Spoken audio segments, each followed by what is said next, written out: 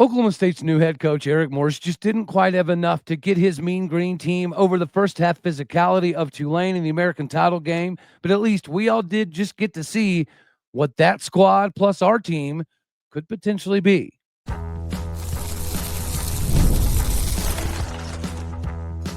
You are Locked On Oklahoma State, your daily podcast on the Oklahoma State Cowboys, part of the Locked On Podcast Network, your team every day. How are we doing, our Big 12 brethren? Shout out to the regulators. Welcome back to Locked On Oklahoma State, your top stop for all things Cowboy and Cowgirl related. My name is Cody Stovall. I want to thank you kindly for stopping by to make this your first listen. We're available on all of your podcasting platforms, visually as well on YouTube. Find me personally on X at All-Day State. Today, we're partially brought to you by FanDuel. If you want to be right in the middle of the action this season, make sure that you visit FanDuel.com and place your NFL live bets all season long. Get with FanDuel today. Meanwhile, we get to slide into this conversation of the North Texas Mean Green, a.k.a. a lot of future Oklahoma State Cowboys, naturally, including some of the coaching staff coming alongside Eric Morris. And we got to see on display them play the Tulane Green Wave. And the Green Wave, they ate their Wheaties this morning. They came out of the locker room in the first half, and physicality was on their brain, and they definitely took care of some business. The offensive line for North Texas in the first half definitely were on their heels more often than not, which is going to lead us to some conversations about OLine a little bit later on. But nonetheless, there was a lot of fight from that North Texas squad. That was basically a tale of two halves. And as our buddy Jason Shermanator mentioned when I talked to him a little bit earlier, that no catch call interference thing, that was obviously a big moment in the game.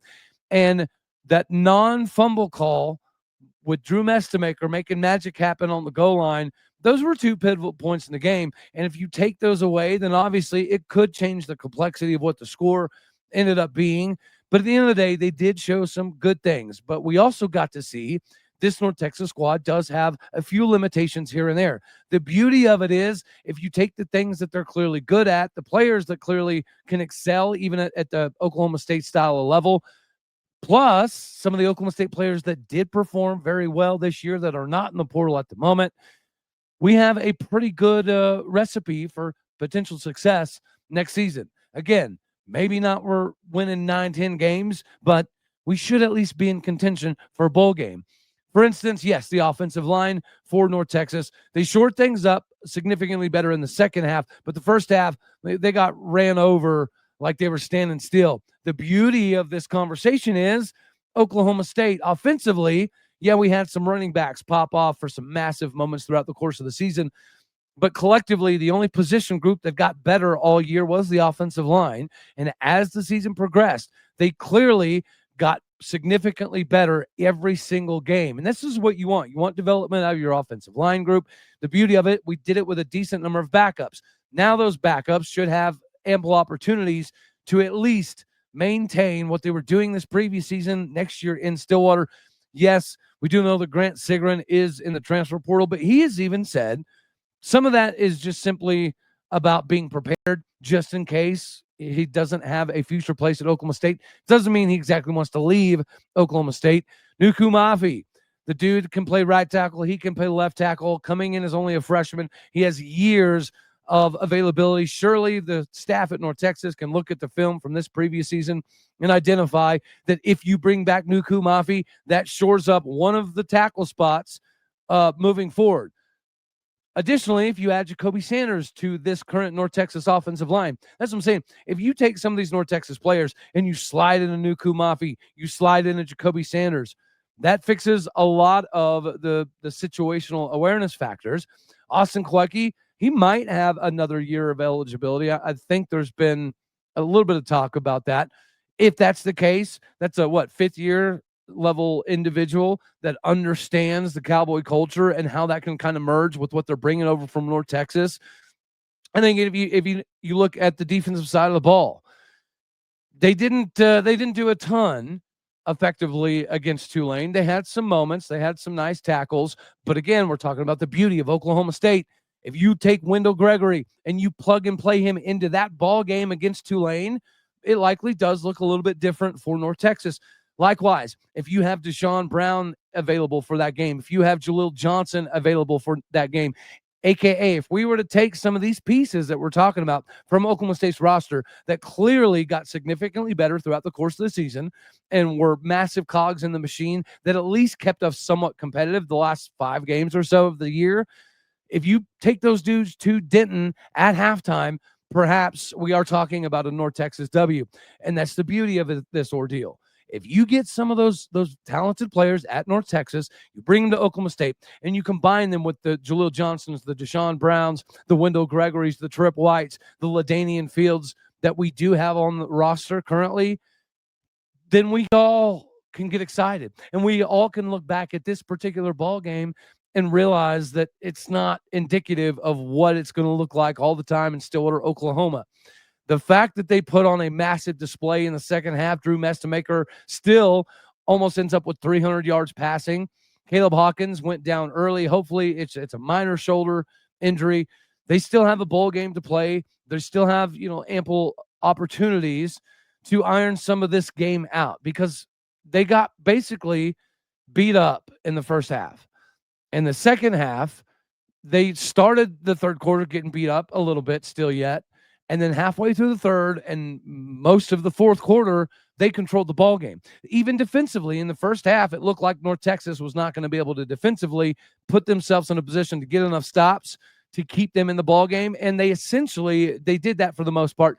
There was a very long drive by Tulane in the fourth quarter that if you cut that out, then again, we could be talking about a completely different score. I think that battle in the second half was crucial. Another thing is Drew Mestemaker. He is the definition of a dog. That fumble that was not called, that was clearly a fumble, right? The booth, the guy that came over on the broadcast, he said it should be a fumble. The broadcasters both said it should have been a fumble. And so everybody knew it should have been a fumble, but they only showed like 3 camera angles. Hopefully they had more camera angles actually to view on the sidelines or in the booth, but nonetheless, they didn't get it right. But that accentuates precisely why Drew Mestemaker is likely worth anywhere around that $2 million price tag because of things like that. He has that fight. He was amping up the sideline when they were down 31-7. And that is precisely why they were able to chip away at that lead and get themselves in a position where a couple things go their way, and they probably do, in fact, get the W. But you also got to give credit to Tulane. This was a game of physicality versus, the fanciful nature of things. North Texas is a very offensive-oriented squad that can go up and down the field very, very quickly, as we saw in the fourth quarter. But it was finesse of North Texas versus physicality of Tulane. And the physicality of Tulane in the first half, coupled with a couple really odd calls by the refs, equal Tulane being the better team this day. But once again, the beauty of this is if you take the pieces that were clearly extremely effective and you plug and play some of the Oklahoma State dudes, we're talking about a completely different operation. You absolutely want Wyatt Young. Miles Coleman went off today. Probably had almost 140-ish yards receiving, and he has that Drew Mestemaker connection all the way going back to their school days, their young cat days. So you got to bring those 2 wide receivers into the fold. But they don't have anything like a Shamar Rigby. They don't have anything like an Io Shotomite King. If you combine that with what they potentially could be bringing with them, this is precisely, again, why we have to get excited. And their left tackles, both of them are sophomores. So if you're looking for the developmental aspect to go alongside somebody like Grant Sigrin or Anuku Mafi, these guys can absolutely still get into the fray here and learn more than enough. I think Landon Sides is a wide receiver that we could pay attention to. Him being an ex-receiver at Oklahoma State, probably not quite size what we would look for. But if Gavin Freeman were to perhaps jump into the portal, then maybe Landon Sides is somebody that could slide in and fulfill a slot receiver kind of a role. Same could be said about Terrence Lewis, who's only a freshman. Defensively, again, that first half and the beginning parts of the third quarter, they did not look all that great. but there was some still standouts. Sadiq Clements. Sadiq Clements is a transfer from Louisville who has everything that you're looking for. He's only a sophomore, 6'4", 290 pounds. If you get him to Oklahoma State, you get him to beef up even 5 more pounds. He clearly was somebody that we could utilize in Stillwater. Braden Knox is a defensive end that I think you could easily see coming in from a developmental aspect and being somebody that can be utilized in that hybrid style linebacker defensive end type, kind of what Wendell Gregory is currently doing. On top of that, right, I think whenever you talk about some of the back end, Oklahoma State's going to be missing a bunch of safeties. We know Parker Robertson has to graduate. Obviously, Landon Cleveland's in the portal. David Kabongo's in the portal. Kenneth Harris Jr. is going to be graduating. So when you look at somebody like Patrick Smith-Young, yes, he is undersized traditionally, but he made a lot of plays. He was flying around doing some stuff. Talk about another individual that would probably work out well in Stillwater America. How about J.J. Jean-Louis, redshirt sophomore, who from a size perspective is exactly what you're looking for to start off. 6'1", 230 pounds. And up and down the roster, one of the best components that I think is going to equal success for Eric Morse and the staff is they've got a decent amount of youth. Ethan Day is a junior defensive end. He made some plays today. Evan Jackson is a decent size, 6 foot plus free safety. Quentin Hammonds, that number 14, was a dude that you've seen rocking around, making some plays. So if he only as a sophomore is interested in coming to Stillwater, we're going to need some safety help. So once again, it was not all bad. That second half fight was definitely worth its weight in gold. Kevion Huddleston, that's another hybrid defensive end that could probably find his way to Stillwater, Oklahoma. My point is, when you factor in Drew Mestamaker and Caleb Hawkins, Wyatt Young, Miles Coleman, Landon Sides, even some of the linemen, Braden Nelson, Desmond Magaya, Evan Jackson, Patrick Smith-Young, Quentin Hammonds, Sadiq Clements, Kevion Huddleston, they've got enough underclassmen that are talented. And they proved that in the second half. They proved that by coming into this game at 11-1. Is there going to be an uptick in competition in the Big 12? 100%. But I don't think there's anyone on that roster or on that staff that is in any under any disillusionment. It is going to be a step up, but that's why you take this job. There's an increase in NIL, rev share. There's an increase in facilities. There's an increase in capabilities from the weight gain department, the muscle mass, all of that. It is enhanced. So if we can take pieces of this game, this team, and combine them with the pieces of this year's squad that all overperformed, we're going to be at least competitive enough to talk about possibly playing for a bowl game next year. Ladies and gentlemen, FanDuel is the bee's knees for all of your betting needs, and NFL Sundays obviously are moving fast. One big play and suddenly everything feels completely different. That's what makes live betting so much fun with FanDuel. You're not just watching the game, you're reacting in real time. So with FanDuel, you can place bets as the action unfolds, every drive, every momentum swing, and every highlight performance put together. Live betting is best when the game starts to shift. If a receiver or running back gets hot, a defense tightens up, they start creating a bunch of turnovers, and you can feel the momentum flipping. FanDuel lets you jump into that moment and try to capitalize instantaneously. Live spreads and money lines adjust automatically, instantly. Player props update as guys heat up. You can bet on the next touchdown, the drive result, the totals, and it keeps you locked in every single snap because of this investment level. Every drive, every possibility increases with you rocking with FanDuel. So if you want to be right in the middle of the action this season, make sure you visit FanDuel.com today and place your live NFL bets all season long. Get with FanDuel. The game moves fast, but you can move with it if you're squared away today with FanDuel. So Eric Morse, has a contract. He is inevitably going to take over as the Oklahoma State head coach. And the contract is actually, in my opinion, it's a little bit surprising. Ironically, there are some Arkansas people or an Arkansas individual on social media talking about how Ryan Silverfield's like their dude, and paying Eric Morris $3.8 million is embarrassing, and Oklahoma State country should be embarrassed that they're only paying him $3.8 million, and that must mean they're broke. Yada, yada, yada. I mean, we've all heard some of this song and dance 113,000 times, right? So we don't necessarily have to take a bunch of it into consideration, but Eric Morris's $3.8 million contract does have some bonuses and incentives built in. So if he were to, it's every December or every February, he gets an extra $100,000. I thought I had it pulled up here. How dare I be underprepared? But anywho, whenever you're talking about $3.8 million a year with obviously incentives to make it increase, you can look directly to some of the other Big 12 coaches. Now, naturally, our fearless leader, Mike Gundy, was making $6.75 million this previous season, down from his almost $8 million he was making before that.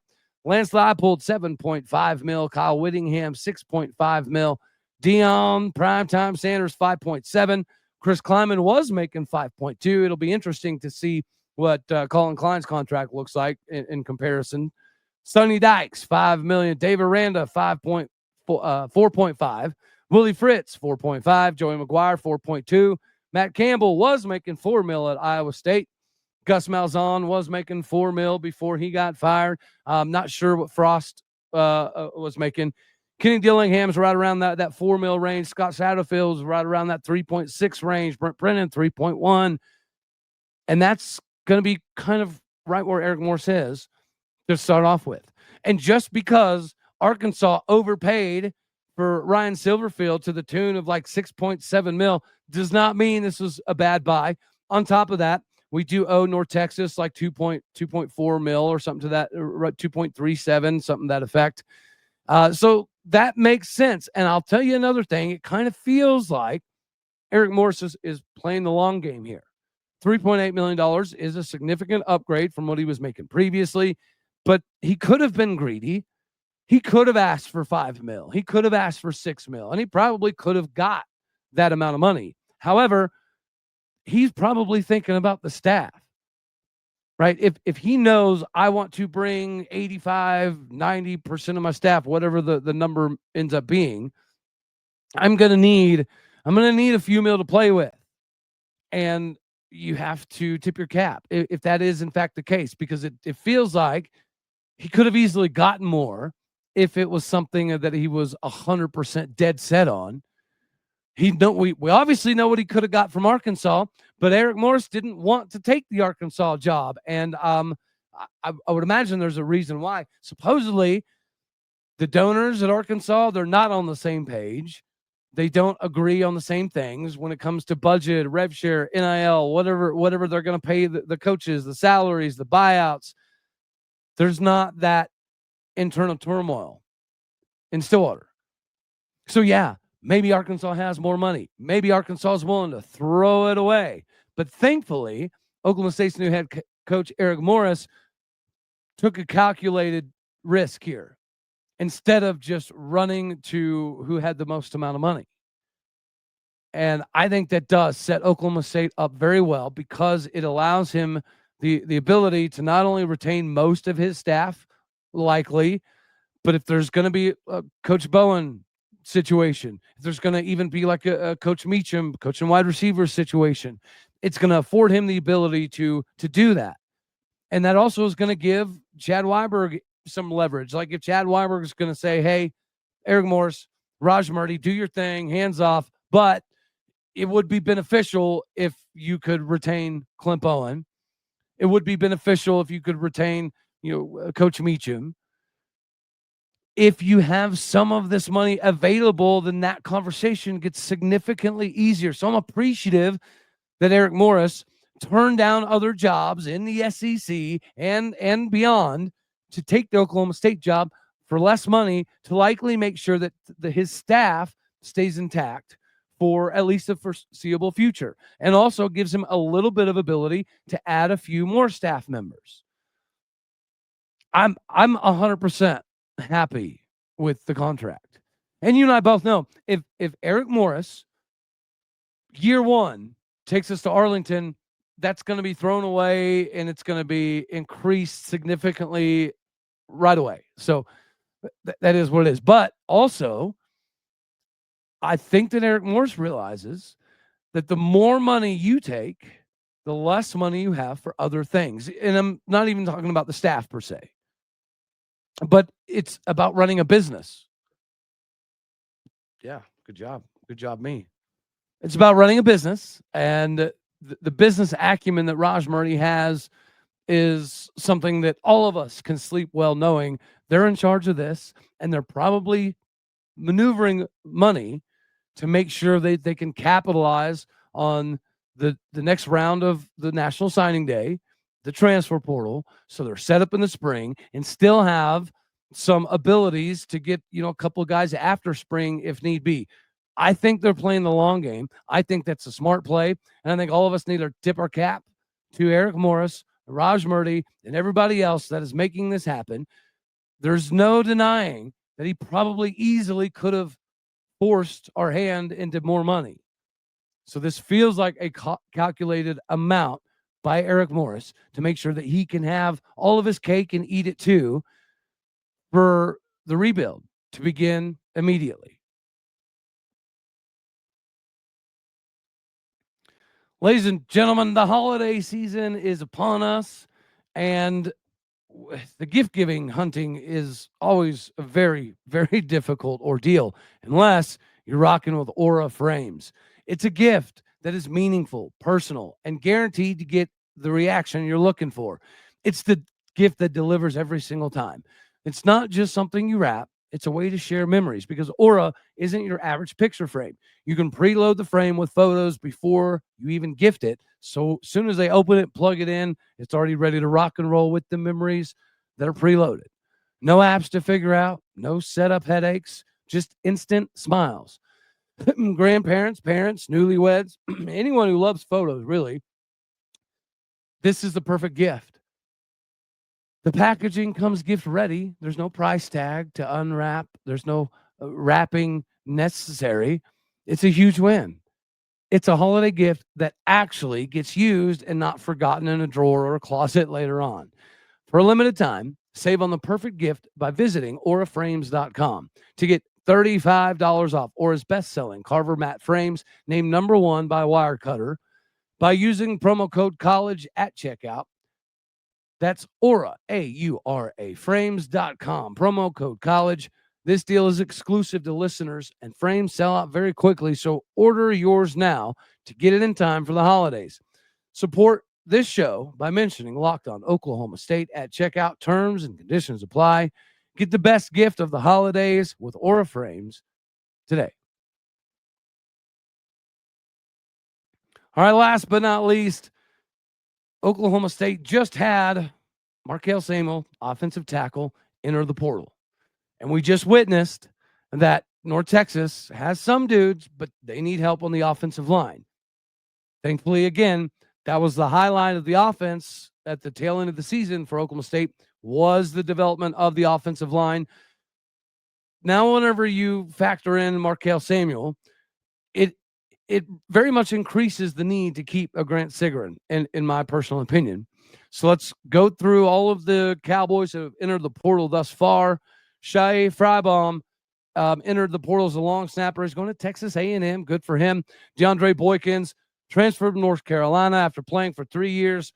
Just didn't quite fit right for whatever the case may be. He's been in the portal for quite some time. Dylan Smith, a tried and true Cowboy, been here a couple of years, but he entered the portal a decent amount of time ago as well. David Kabongo, that's the first one that really punched you in the gut and made you wish that the new staff could find a way to keep him in Stillwater, Oklahoma.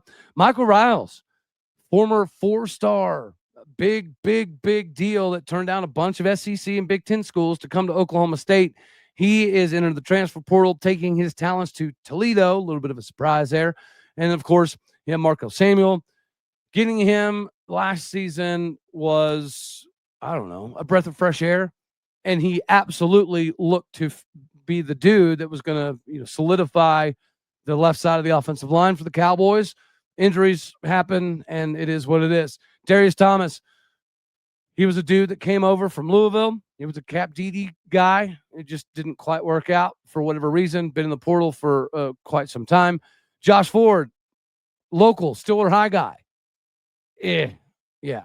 It stinks to see a dude from right up the road go, but he was a Mike Gundy dude. He grew up with Mike Gundy and his sons in Mike Gundy's home. So at least that makes sense. Cam Epps, we haven't been able to see him this season for whatever reason. He's in the portal. Noah McKinney, after talking about the loyalty to Oklahoma State and this and that and the other, that gentleman did enter the portal and end up at TCU. We do wish him the best. He is a massive loss. Carrington Pierce, didn't get to see him play. Jalen Lloyd, didn't really get to see him play much. The speed demon from Nebraska. We talked about Grant Sigrin repeatedly. Gabe Panikowski entering the portal after not being utilized. Go figure that one. Trey Griffiths, former big-time wide receiver recruit.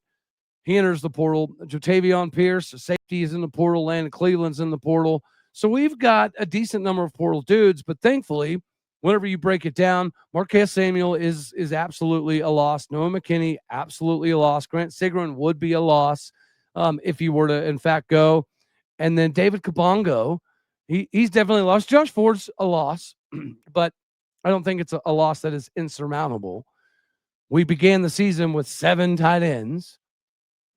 Quentin Stewart graduated. Josh Ford's in the portal.